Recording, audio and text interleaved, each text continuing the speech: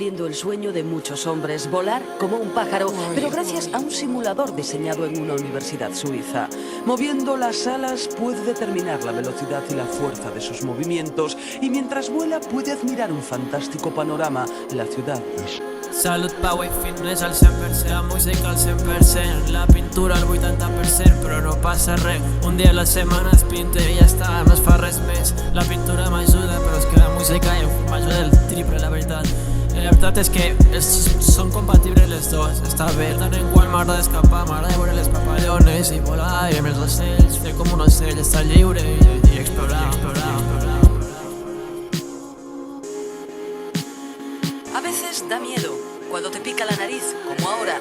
Después te acercas al sol. Te enderezas.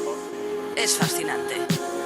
Estic relaxat, pintant, mirant al cel. Pinto un quadre, miro l'horitzó i ja està. Ho tinc tot, ho tinc tot, ho tinc tot, ho tinc tot.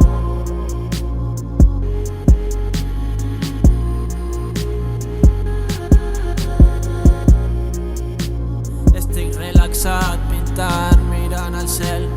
Pinto un quadre, miro l'horitzó i ja està.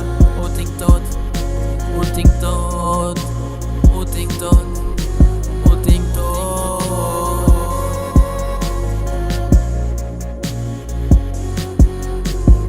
Aprenent a fer el pi.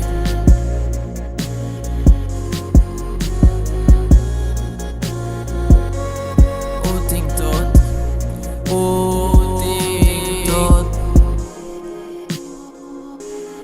En el equipo somos apenas 3 o 4 personas. Lo hemos hecho todos nosotros mismos. La electrónica, los programas, hemos trabajado mucho.